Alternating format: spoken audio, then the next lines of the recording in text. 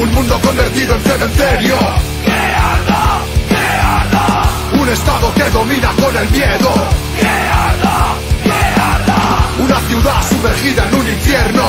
¡Que arda! ¡Que arda! Se haga la luz y que venga un mundo nuevo y un futuro mejor cuando se apagó el fuego.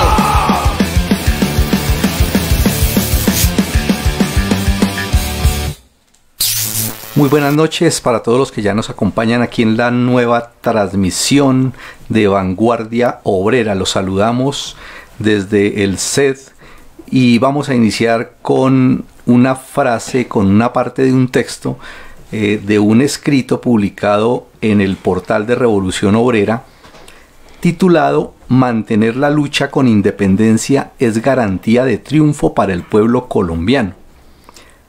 Allí se dice: la solución no es cambiar de gobierno, sino la destrucción del Estado capitalista, toda vez que, según explicó Lenin en El Estado y la Revolución, el Estado es producto y manifestación de la inconciliabilidad de las contradicciones de clase. El Estado surge en el sitio, en el momento y en la medida en que las contradicciones de clase no pueden objetivamente conciliarse, y viceversa. La existencia del Estado demuestra que las contradicciones de clase son inconciliables. Por ello, el movimiento de masas requiere de absoluta independencia de los partidos politiqueros y del mismo Estado capitalista, y ello requiere luchar por reformas en las calles, pero ir más allá de ello, ir por la batalla definitiva donde el Estado capitalista por fin sea destruido y empiece a funcionar el Estado de los obreros y campesinos. De lo contrario, la lucha de masas corre el peligro de ser llevada en beneficio de los politiqueros y defensores de la democracia burguesa, para perpetuar el orden de explotación, causante de la actual situación y de la rebelión del pueblo trabajador.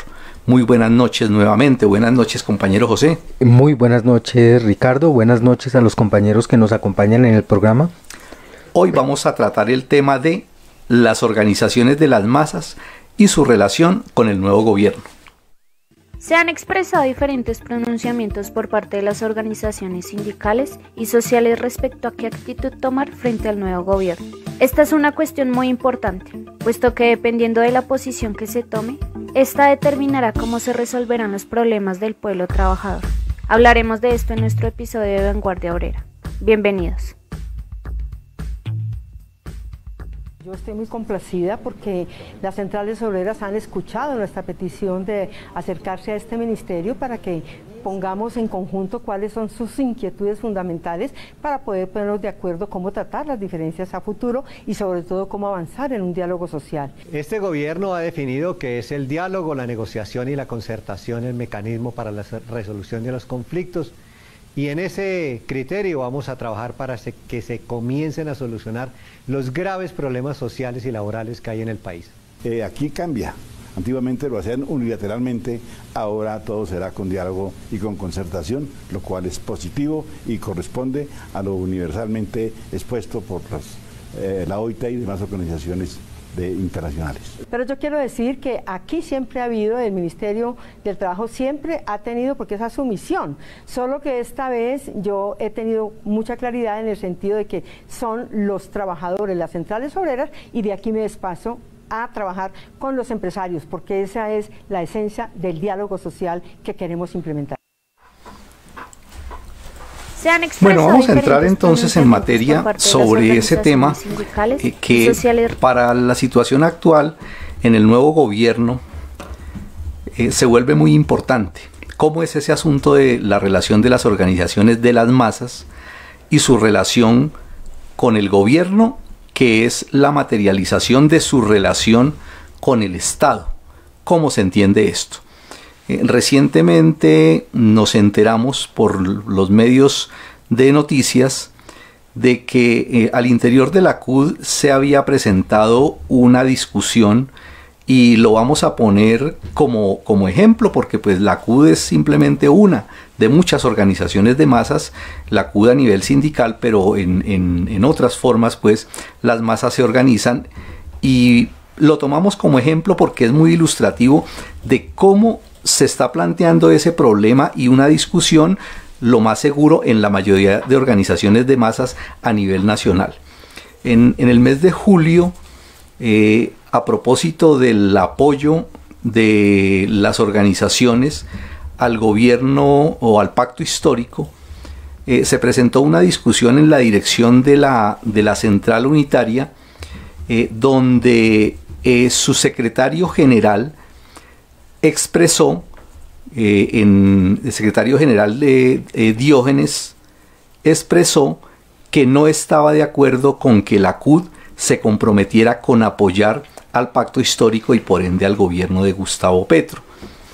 Entendible pues en ese momento, por la vinculación directa pues de Diógenes con Dignidad Obrera, y recordamos pues la enorme pelea que tuvo pues esta organización con la propuesta de Gustavo Petro, y esa división pues que se presentó a nivel político, a nivel electoral pues más exactamente, que entonces pues lo mandado pues en este caso para Diógenes como secretario general y como parte de Dignidad era apelar pues a uno de los mandatos, incluso reconocidos formalmente por la CUT, de la independencia de clase frente al Estado.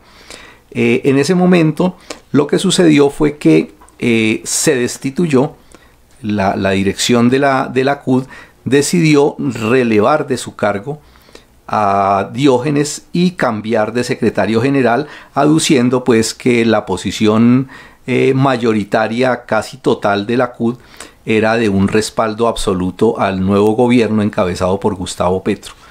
En su cuenta de Twitter en ese momento, Diógenes dijo lo siguiente: es una retaliación política por no firmar declaraciones aprobadas por mayoría que ponen a la CUT como apéndice de una coalición política del próximo gobierno. La independencia no se hipoteca. Y por eso el 7 de julio, en una declaración, en un documento pues de la CUT publicado en su página, mediante el título de rotación de cargos en el comité ejecutivo, lo relevaron de su cargo como secretario general y lo ubicaron como director del Departamento de Relaciones con los sectores sociales.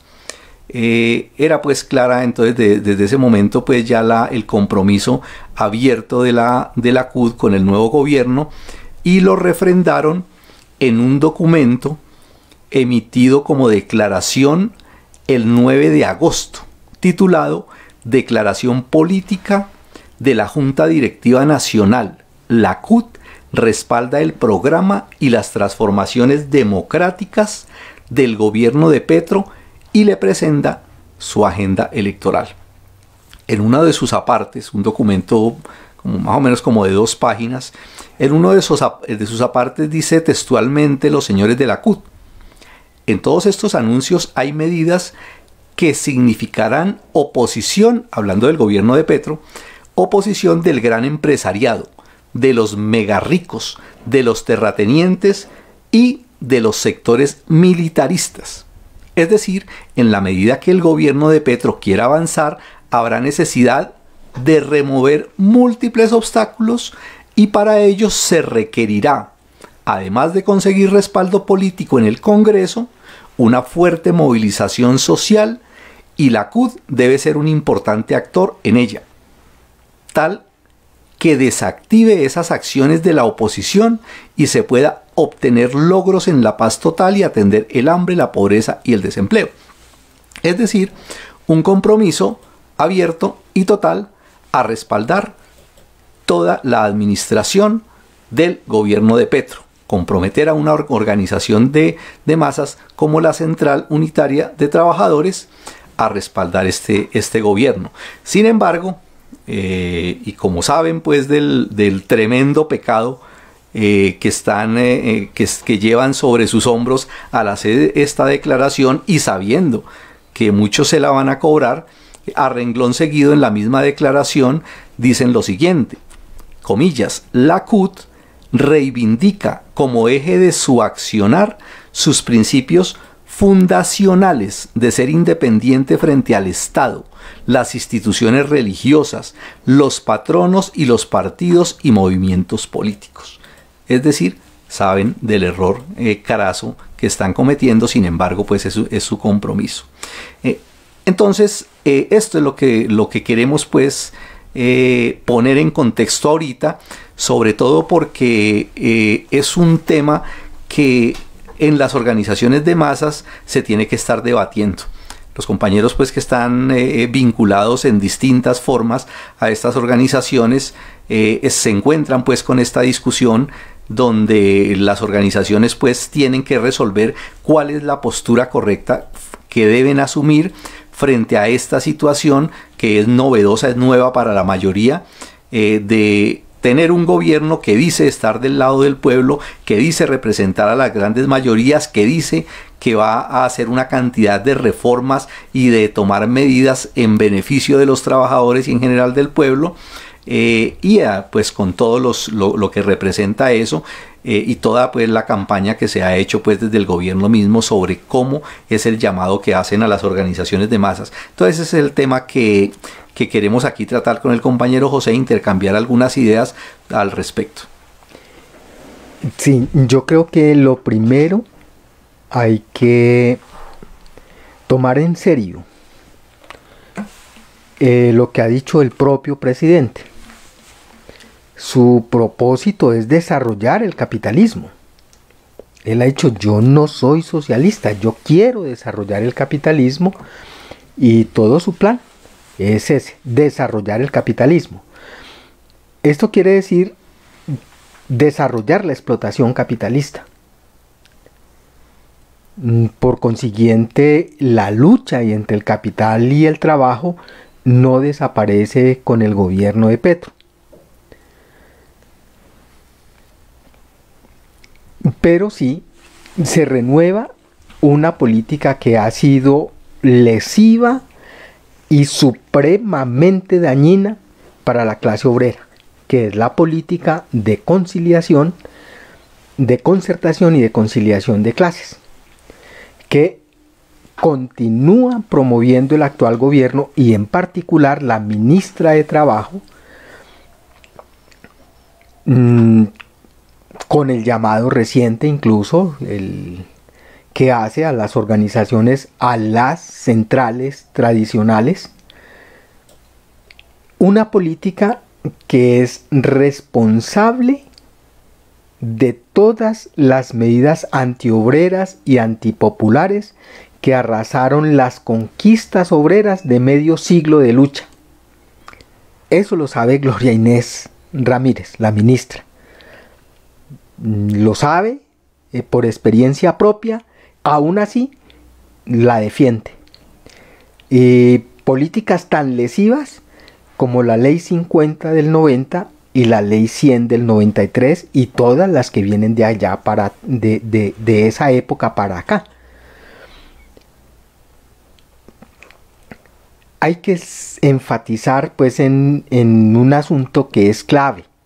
Los intereses de los capitalistas y de la clase obrera no son los mismos, son antagónicos. No se solucionan en el acuerdo nacional que propone el pacto histórico, no se resuelven conciliando y concertando como nuevamente proponen los jefes vendeobreros de las centrales sindicales y la ministra del Trabajo. La burguesía es enemiga a muerte de los trabajadores. Y la historia nos enseña que las reivindicaciones obreras se han conquistado mediante la lucha. Incluso nos ha costado sangre. Y es así porque a pesar de las buenas intenciones que pueda tener Petro, el Estado no es un árbitro imparcial. Y el gobierno es simplemente un administrador del negocio, de los negocios comunes de los capitalistas.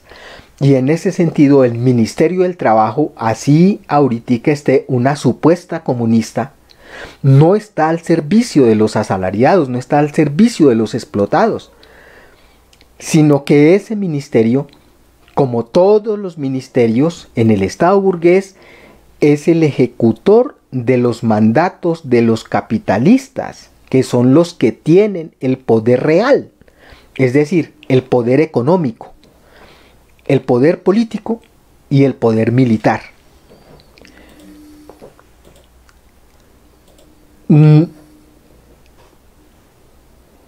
Entonces otra vez se monta pues la farsa esa de llamar a los jefes vendiobreros de las centrales, de los traidores del paro nacional. Acuérdense, no se puede olvidar eso, para hacerle coro al nuevo gobierno. Y en ese sentido no es correcto pedir, como lo han hecho algunos sectores obreros, que la ministra incluya en sus mesas de diálogo a todas las expresiones del movimiento sindical. Ahí no se va a resolver nada, eso ya lo sabemos también. En las mesas de trabajo, en las mesas de conciliación, en las mesas de traición, no se ha conquistado absolutamente nada, ni para la clase obrera, ni para las masas populares. Por consiguiente, entre mayor independencia tengan las organizaciones obreras, menos amarradas se van a encontrar a los capitalistas y por consiguiente podrán defender realmente los intereses de los trabajadores. En ese sentido hay que insistir en que las organizaciones obreras necesitan actuar con independencia de clase. Necesitan conquistar su independencia de clase con respecto al Estado, a los capitalistas, a sus partidos, a sus iglesias. Incluso necesitan independencia ideológica, política y organizativa con respecto a los partidos que se dicen amigos del pueblo. Y sí tienen que ir de la mano con el partido de la clase obrera, un partido que aún no tenemos. Yo quiero, qué pena interrumpirle ahí en ese asunto.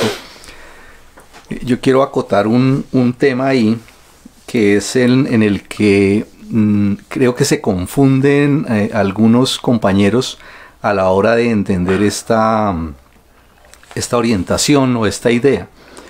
Y es que se encuentran ya en los hechos, pues en la vida real, cuando se encuentran frente a la necesidad o a la posibilidad, cuando les dicen, no, pero es que igual alguien tiene que ir a sentarse en la mesa a discutir con ellos.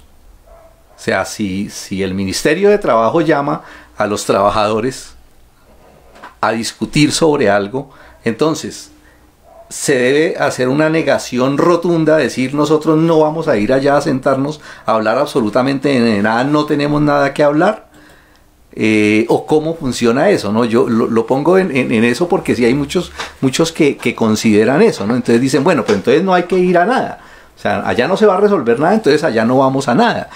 Y resulta que cuando uno lee, por ejemplo, algo en un documento muy valioso que está en el portal del Compendio de Línea de Masas, entonces se dice, en la actuación de los dirigentes de masas, cuando van a ir a eso, tienen que ir a actuar únicamente como emisarios y actuar a referendo de las asambleas, ¿no?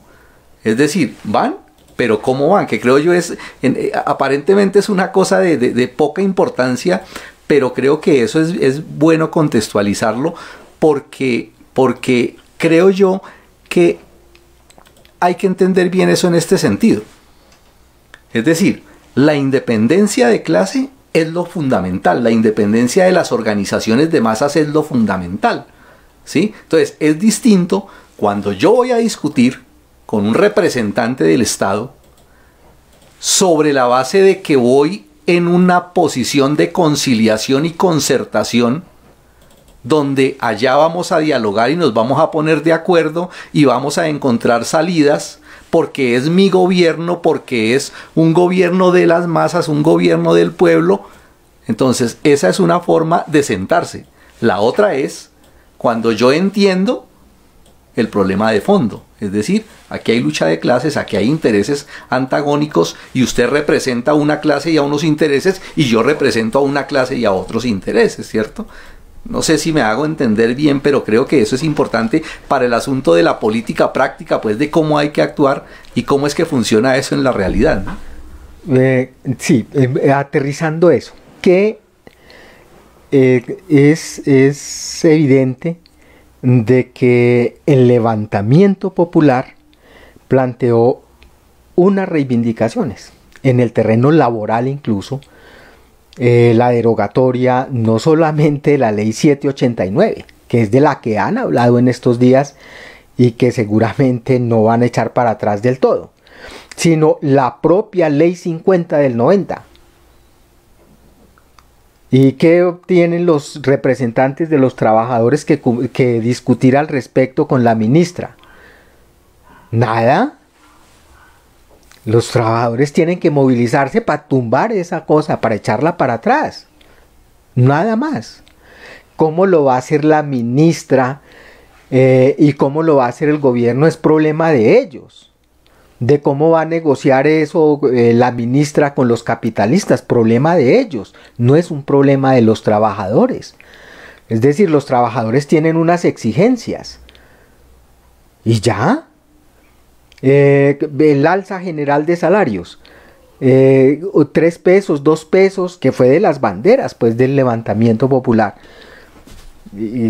Es decir, acabar con la tercerización, el alza general de salarios, el pleno empleo, cese a los despidos. Es decir, esas cosas que discutimos. Entonces, si allí dejamos que despidan 100, aquí 1000, allá 3000, o qué es lo que están haciendo, ya están tramitando eso, por lo menos de despidos en Coltejer, en Itau, en otras instituciones. Y frente a eso, el movimiento obrero, ¿qué tiene que decir? Echar atrás la reforma tributaria, por ejemplo. ¿Cómo se echó atrás? Ah, sí. No nos sentamos, el movimiento popular no se sentó con Duque. No, la tuvo que echar para atrás. Y por ahí derecho sacar al ministro Ratasquilla. Fue la movilización popular, fue el paro. El que hizo retroceder a la burguesía, el que hizo retroceder a Duque.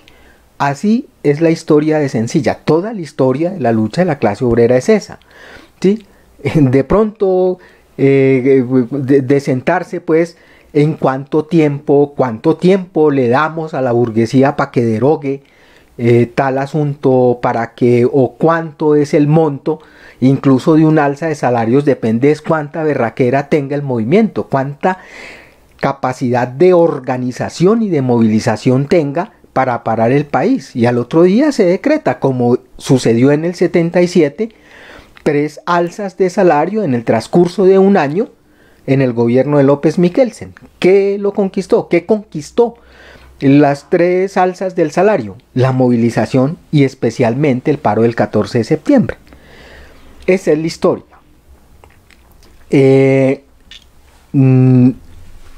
Porque las mesas de conciliación y de concertación precisamente es un trapicheo donde embolatan a los trabajadores y a los representantes de los trabajadores en el ámbito de la legalidad y de la burguesía. Entonces es que eso no se puede, es que eso sí tal cosa, es que eso le va a costar a la economía, es que se va a acabarle el empleo y demás cosas. Y jamás por las reivindicaciones del empleo se ha quebrado la economía o se han quebrado las empresas.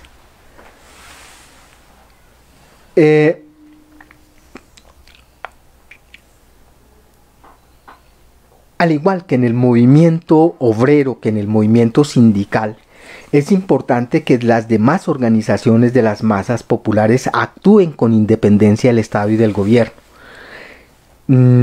Las asociaciones campesinas, indígenas y afro, las organizaciones juveniles, las de mujeres, las de los barrios populares, necesitan actuar con independencia del Estado y el gobierno. Voy a cortarle ahí para leer aquí de una vez estos comentarios. Discúlpeme que lo corte nuevamente, pero tienen que ver con lo que se estaba hablando ahorita y no quiero dejarlos pues ir sin mencionarlos. Dice León Rubén: el problema no es asistir a esas mesas de negociación, el problema radica en creer que basta con esperar a que los dirigentes se sienten en esa mesa o pensar que las soluciones vendrán desde esa mesa sin lucha, que en últimas es lo que hacen las direcciones vendidas de atar de manos a la clase obrera y que espere sentada a que ellos resuelvan. De una vez, dice Fernando Polo Acevedo, numeral denuncia pública: algo huele mal en EMSA oficial, malos manejos al interior de la empresa, persecución y negligencia contra los empleados y sindicatos. Exigimos la renuncia de de Lujain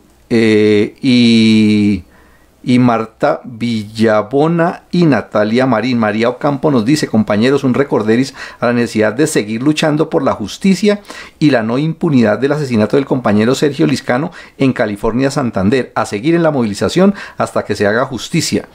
Elsa Moreno nos dice: en las calles es donde realmente conquistamos nuestros derechos. Y Ompul nos dice: movilización de masas sin concertación para tumbar la ley 50 y la tercerización laboral y lograr así la estabilidad laboral y los beneficios salariales, no a la concertación en el gobierno de Petro y su ministra. Muy buenos los comentarios, los invitamos pues a que sigan escribiendo y a que compartan la transmisión en todos sus contactos y por todas las redes que tienen. Siga, compañero. Me refería justamente a eso porque, y es importante tenerlo en cuenta, ya es claro, incluso en los primeros días de gobierno, que incluso ante cualquier medida tibia del nuevo gobierno, como suprimir el robo descarado del 4x1000, inmediatamente lo que recibe es la repulsa de los capitalistas. Acuérdense que el 4x1000 fue impuesto por decreto en el gobierno de Pastrana y era dizque un impuesto temporal. Y en esa época lo utilizó el bandido para salvar a los bancos privados. Pero de temporal pasó a permanente, del 98 hasta ahorita, y no quieren renunciar a eso. Y empezando pues por los propios bancos, que son beneficiarios primarios. Ellos cobran por transacciones y se benefician, incluso en la medida en que ese dinerito, que son billones, les permite trabajar temporalmente para aumentar sus ganancias. Incluso para que, y debemos ser conscientes de eso, para que el gobierno logre hacer pasar alguna ley que beneficie al pueblo, las organizaciones necesitan movilizarse para presionar su aprobación. Eso lo saben los jefes vendeobreros de la CUT y por eso lo declaran expresamente. Eso lo sabe el propio presidente Petro y por eso llama a organizarse en los territorios, a organizarse a la gente, porque se sabe que sin la presión del pueblo, sin la presión de las masas, la gran burguesía, es decir, los dueños del país, los dueños del poder, no van a soltar nada. Se necesita la presión popular.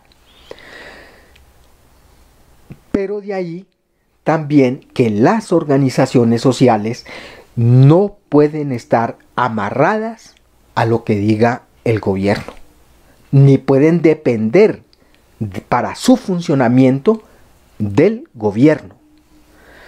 Hay un ejemplo histórico muy bonito que enseña, y es el caso de la ley de reforma agraria.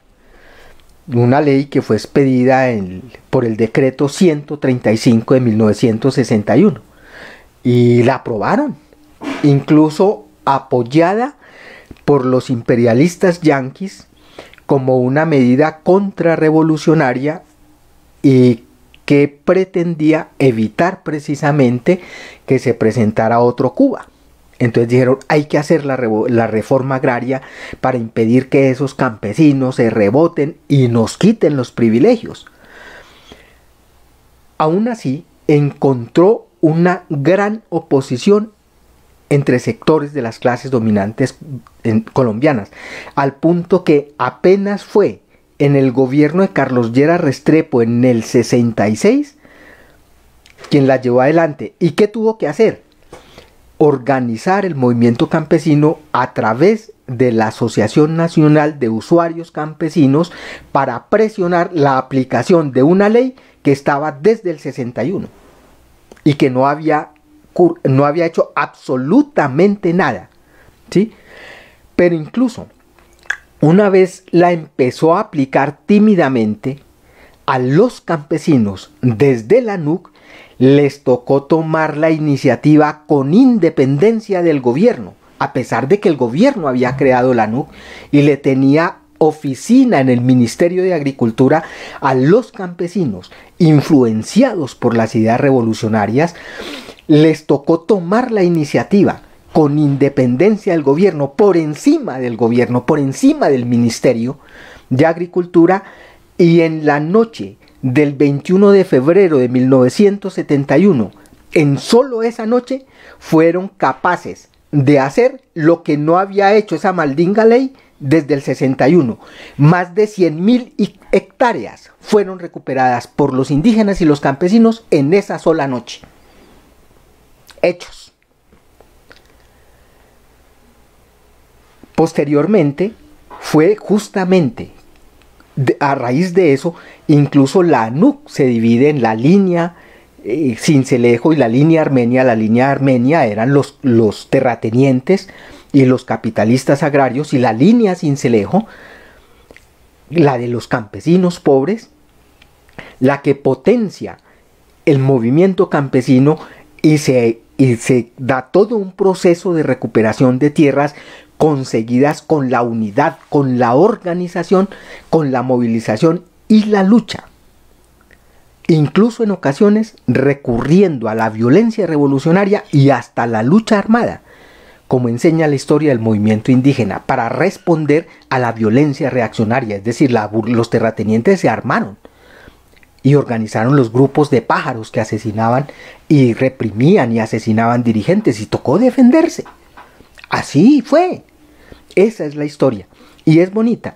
Luego de la epopeya de los campesinos, a finales de los 60 y hasta mediados de los 70, se empezaron a imponer las medidas contrarrevolucionarias, entre ellas las represivas y la guerra contra el pueblo, que se desató pues, a partir de los 80, y posteriormente, justamente en los 80, en medio de la guerra contra el pueblo, se impuso la política de la conciliación, y eso dio al traste con el avance del movimiento campesino. Y estamos en lo que estamos ahorita. Resumiendo, el gobierno de Petro propone que en lo inmediato hará posible la vida digna, la superación de la violencia y la justicia social y climática. Eso dice en su plan de gobierno. Pero eso solamente será posible con la movilización de las masas, incluso con un nuevo paro nacional que obligue a las clases dominantes a ceder, como les tocó ceder al régimen criminal de Duque, de Uribe Duque, el año pasado.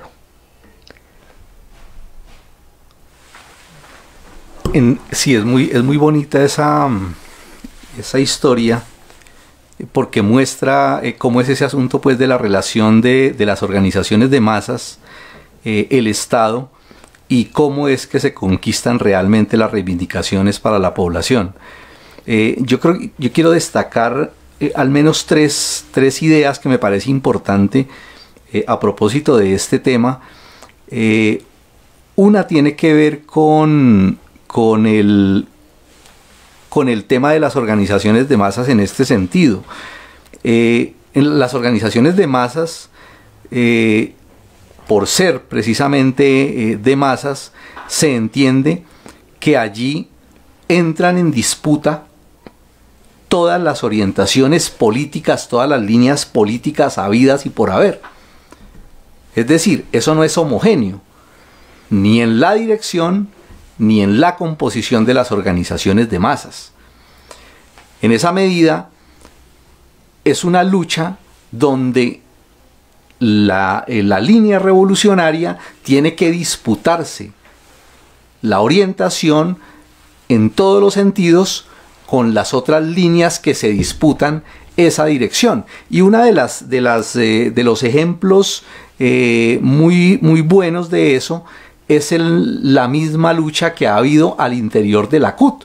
Es decir, la CUT históricamente ha sido reconocida, ha sido estudiada y ha sido evidenciada en cuanto a que desde su mismo surgimiento fue una organización, una central dirigida por los liberales. Es decir, fueron ellos los que desde el comienzo impulsaron y le dieron fuerza a esa central para amarrar la lucha del movimiento sindical. Y ha sido una lucha constante, ha sido la posición constante, incluso toda la historia de cómo en el terreno de la dirección del movimiento sindical, ellos siempre se impuso allí esa política de conciliación y concertación de clases. Al principio, incluso en el tema de la negociación del salario, de la lucha por el salario cada año, fue una cosa evolutiva, ¿no? Cómo se presentaba, donde ellos, la CUT como tal, nunca, desde su surgimiento, nunca se preocuparon realmente por organizar desde la base la lucha por la negociación, por conquistar un alza de salarios para los trabajadores. Siempre todo eso se quedaba en promesas. Los primeros años amenazaban. Nunca organizaron realmente un paro para presionar un alza de salarios. Amenazaban con que si no había un determinado nivel, un determinado acuerdo en el salario, ellos iban a llamar a la huelga, pero nunca lo hicieron. Y poco a poco después ya fueron bajándole a eso, hasta que al final de cuentas la actitud de ellos fue simplemente de llamar a apoyar las mesas de concertación, donde cada año terminaban discutiendo allá supuestamente en una confrontación, y ellos supuestamente con dignidad terminaban parándose de la mesa y diciendo que no estaban de acuerdo, pero absolutamente organizando absolutamente nada para confrontar esto. Es decir, una organización donde la dirección burguesa en esa central fue evidente desde siempre, y lo de ahorita pues también lo demuestra la manera pues como se comprometen abiertamente y sin tapujos con respaldar el nuevo gobierno. Y en general en las organizaciones de masas eso es lo que se presenta, es decir, hay una lucha de clases, y allí los revolucionarios tienen que pugnar por la dirección en esas organizaciones. Es decir, allí la pelea que se va a dar tiene esa característica. Es decir, no se puede pretender que eso se dé sin lucha. Y ahorita, en estos momentos en particular, hay una lucha especial, que es el otro aspecto que me parece importante, es en la medida en que se le ha hecho tanta propaganda y esa campaña a que el gobierno que hay en estos momentos es un gobierno que representa los intereses de la población, es un gobierno que supuestamente le están adjudicando que está en contra de la gran burguesía, y que está comprometida con hacer unos grandes cambios en todos los terrenos. Entonces hay una campaña muy fuerte por comprometer a las organizaciones de masas con el respaldo a ese gobierno, es decir, con acabar con la independencia de las organizaciones de masas y casarlas directamente con el Estado. Es decir, como parte, incluso algunas organizaciones que no han sido convocadas,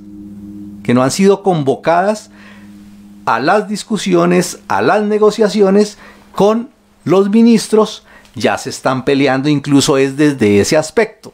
No están levantándose y movilizándose por levantar una plataforma de lucha de las necesidades, de las reivindicaciones, sino incluso se están movilizando es para que los traten en igualdad de condiciones con el resto de organizaciones.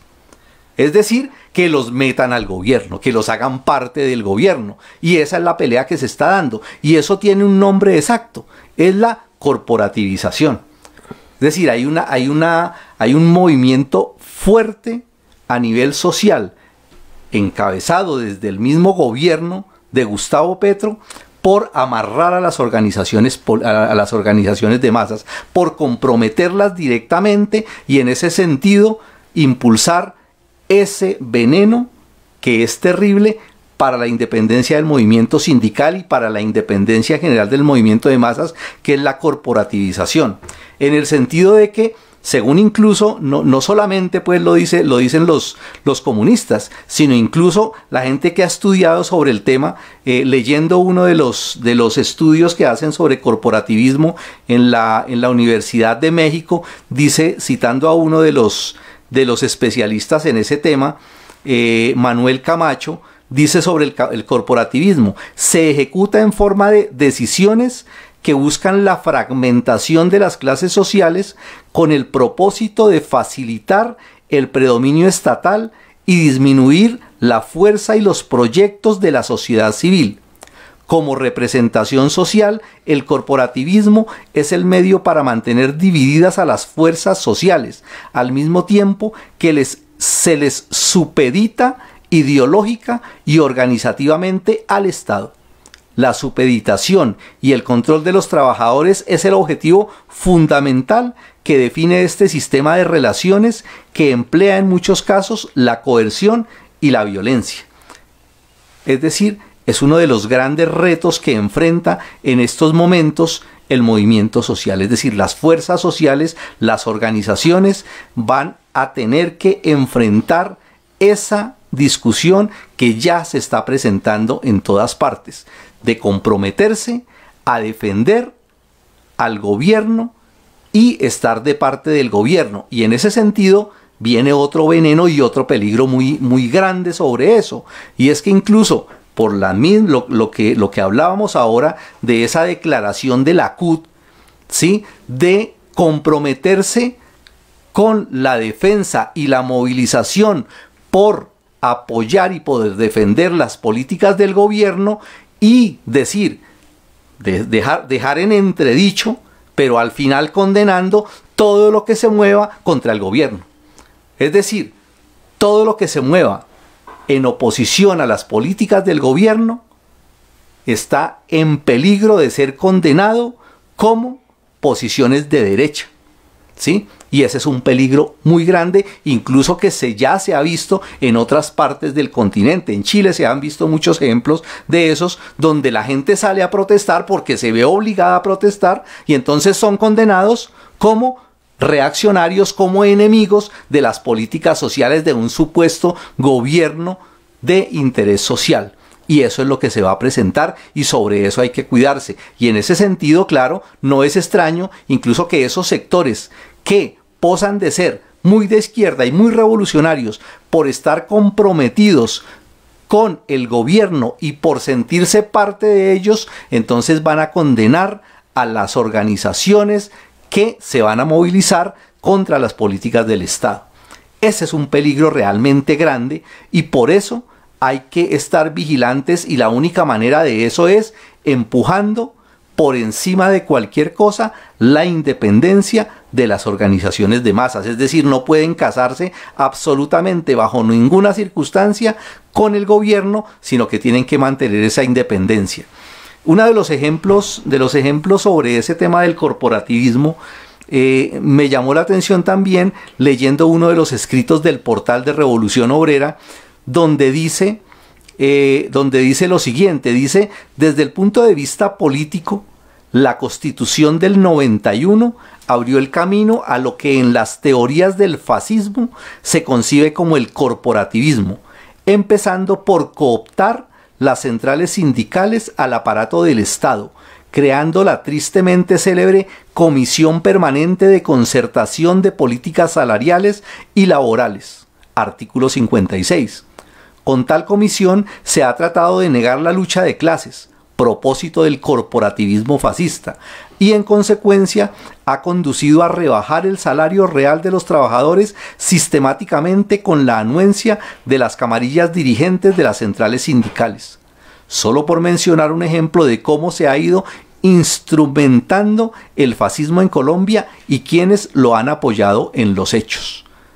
Ese es un ejemplo muy ilustrativo de un caso y que se ha visto pues en la vida real. Todos nos damos cuenta cómo ha sido la práctica durante todos los años de ese tema de la lucha por el alza de salarios, donde lo que se ha impuesto es esa tal mesa de concertación donde supuestamente todos están del mismo lado y lo que hacen es una discusión de los pros y los contras y un supuesto acuerdo, buscando acuerdos entre ellos, incluso al punto de que en la última negociación, en la última discusión sobre eso, todos salieron contentos abiertamente.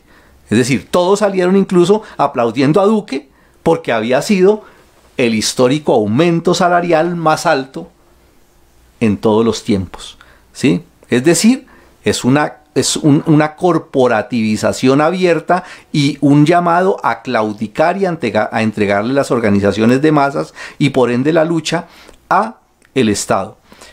Y el otro peligro que es evidente en este terreno es la posibilidad, porque existe esa posibilidad, sabemos de las contradicciones que hay interburguesas y sabemos que aun cuando el gobierno de Petro se ha proclamado directamente y abiertamente como un gobierno de concertación y de conciliación y de no atacar los fundamentos del sistema capitalista, sí hay contradicciones que se van a agudizar ahí permanentemente y se corre el riesgo de que en el caso de que producto de la movilización desde la base del pueblo, el gobierno de Petro se vea obligado a buscar tomar medidas más radicales, más a favor de la población, es muy posible que se venga la reaccionarización y que los aparatos militares actúen mediante un golpe militar.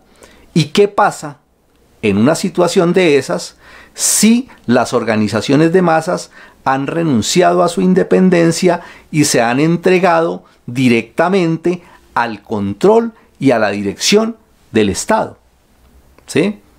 Van a ser fácilmente destruidas, van a ser fácilmente barridas y gran parte de sus dirigentes fácilmente van a convertirse en objetivo militar y las organizaciones de masas no van a tener la misma capacidad de reacción que tuvieran si mantienen su independencia de clase.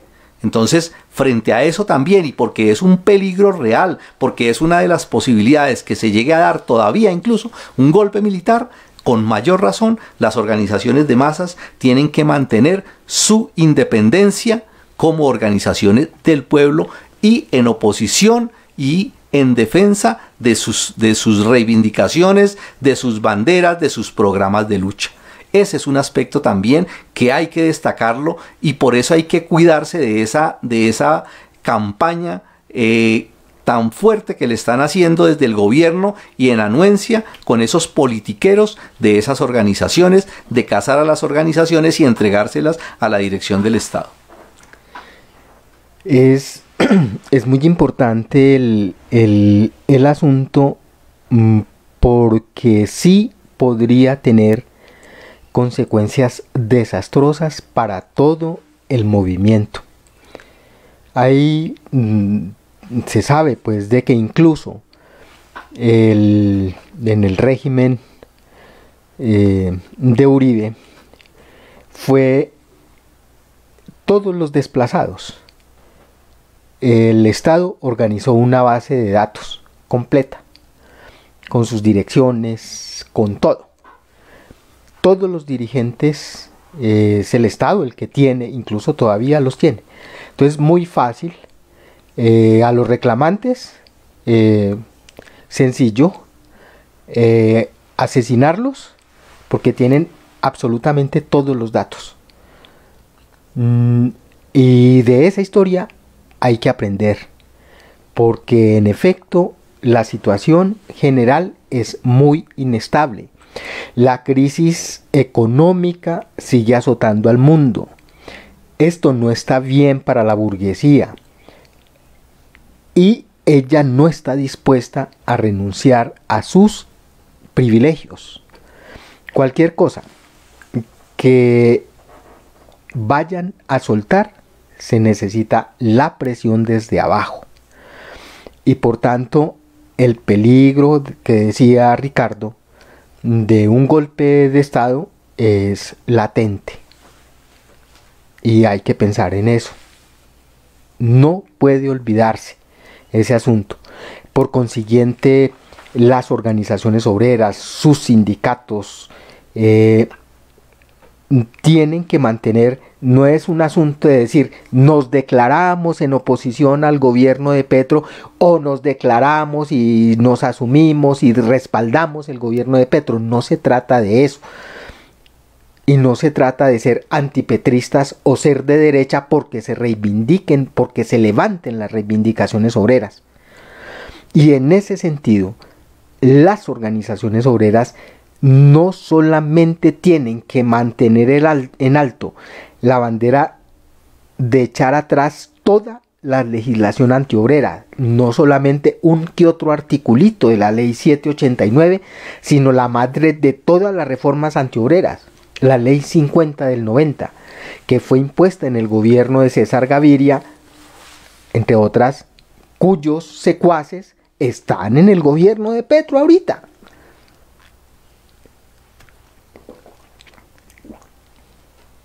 Y lo mismo, los sindicatos no pueden renunciar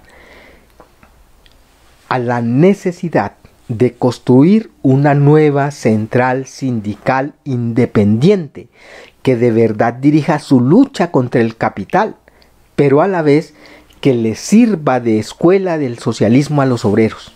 Es decir, que ayude a preparar a los afiliados, a los asalariados, para la lucha revolucionaria por el poder del Estado. Eso no se puede olvidar.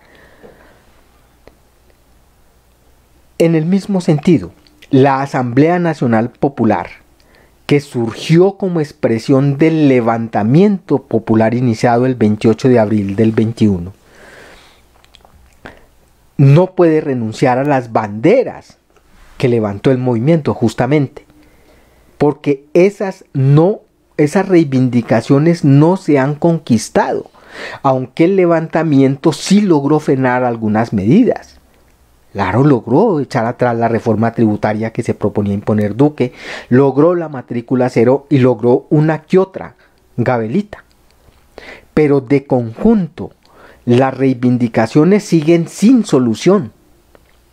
Trabajo, el alza de salarios, el subsidio a los desempleados, resolver el problema de la salud para el pueblo, es decir, acabar con, derogar la ley 100 del 93, también de Gaviria. Resolver el problema de la educación realmente para todo el pueblo, el problema de la vivienda, el cese del terrorismo de Estado, el desmonte del SMAT, no solamente una que otra cosita para volverlos más decentes, sino era el desmonte del SMAT, el cese de las masacres y asesinatos de dirigentes populares, la liberación de los detenidos. Es decir, todas esas son reivindicaciones que siguen vigentes y no se puede renunciar a ellas. Toca seguir luchando por ellas, toca seguirlas exigiendo a quien esté en el gobierno. Igualmente, las organizaciones afro, las organizaciones indígenas y campesinas no pueden olvidar que durante todos los anteriores gobiernos han sido víctimas de las declaraciones. Incluso hablan de la deuda social con los campesinos y con las minorías, palabrería huera, mentiras y promesas. No han devuelto las tierras a los desplazados, no han cumplido el punto 1, siquiera del acuerdo ese firmado con las FARC hace 6 años. No han cumplido los compromisos firmados hace más de 20 años con las organizaciones indígenas y afros. El Chocó sigue azotado por la guerra y el hambre. En La Guajira se sigue muriendo la gente de sed y de hambre los niños. Guayú. Incluso un asunto tan sencillo, tan elemental como construir un hospital que satisfaga las necesidades del pueblo de Buenaventura, que fue de los compromisos adquiridos por el gobierno en el paro cívico, en el puerto por donde llega y se mueve el 70% del comercio internacional del país, es decir, de los enclaves económicos más importantes, ni siquiera una cosa de esas ha sido resuelta. Y no se puede renunciar a eso. No se puede renunciar a eso.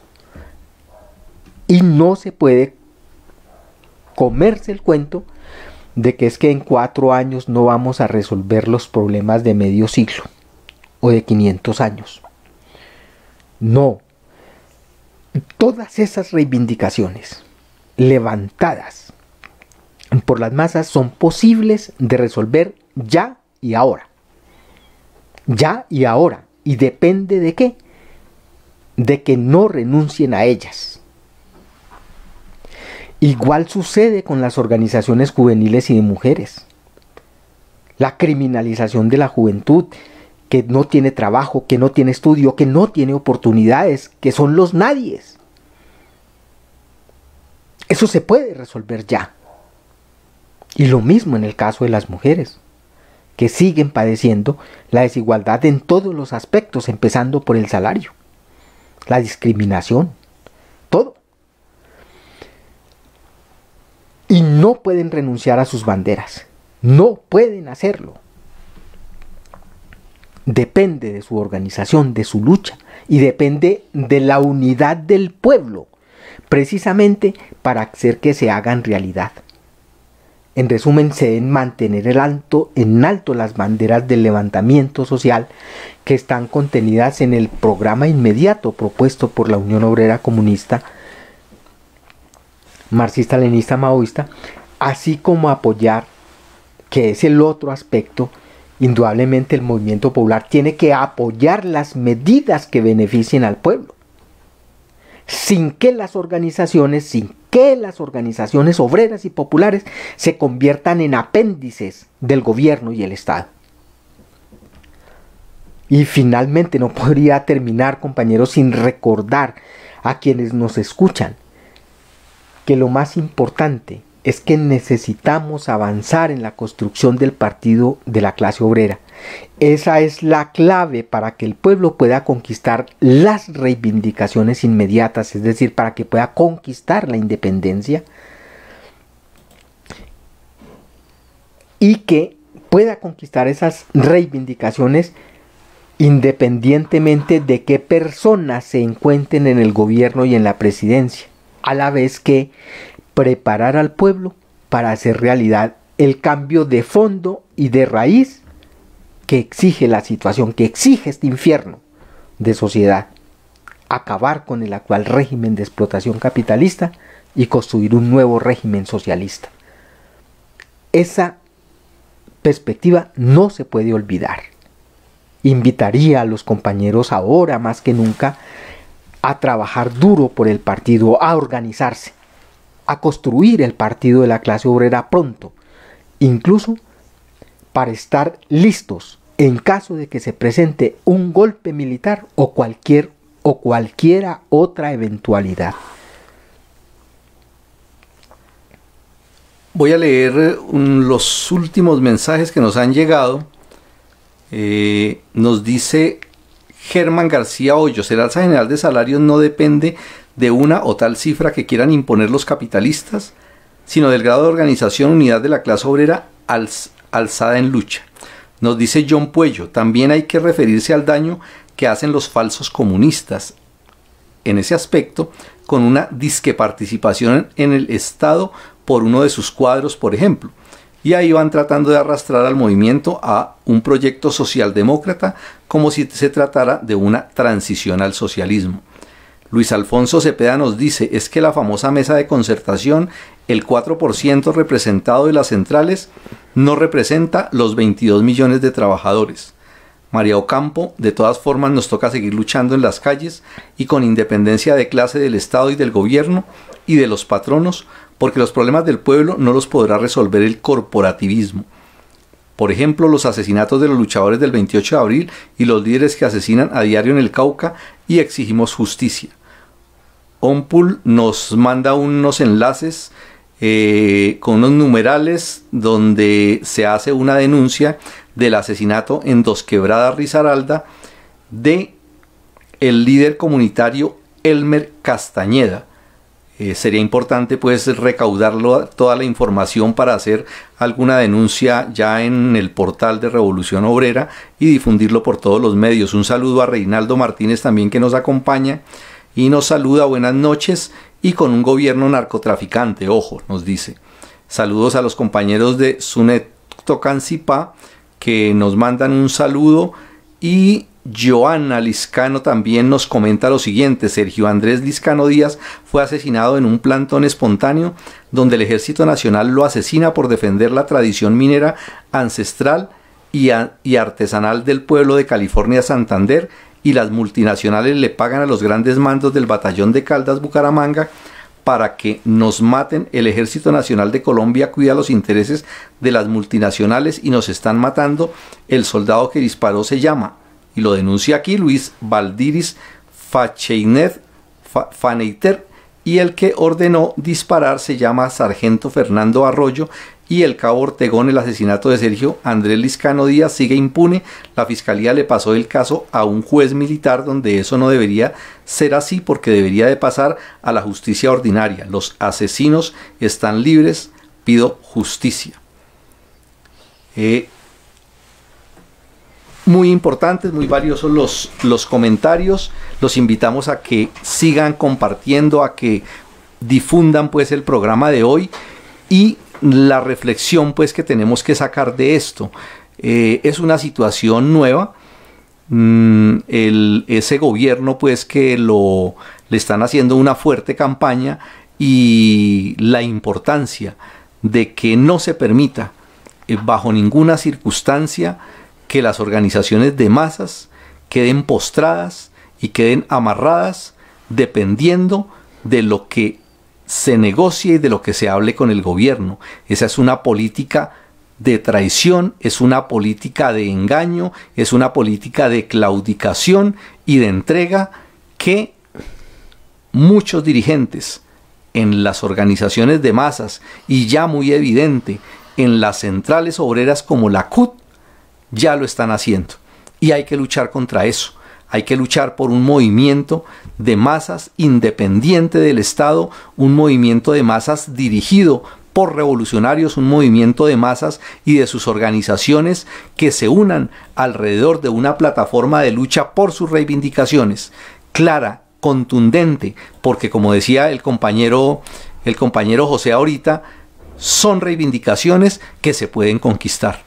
Reivindicaciones que con la lucha, la organización y la movilización se pueden lograr, y esa es una de las grandes peleas que hay con esos otros que están levantando la bandera de defender el gobierno y por ende de perdonarle todo lo que ya se está patraciando de lo que prometieron en campaña, porque es lo que están haciendo ya. De hecho, están echando para atrás toda una cantidad de medidas y renunciando, porque al final de cuentas eso fue campañas politiqueras para ganar incautos, para conquistar votos y para llegar a la presidencia. Solamente con la lucha, la organización y la movilización se conquistan libertades y derechos, y con esa lucha también se defienden. Muchas gracias a todos por acompañarnos. Muchas gracias, José. Muchas gracias, compañeros. Muy buenas noches. Muy buenas noches, y los esperamos en una próxima emisión de Vanguardia Obrera. Esta feudo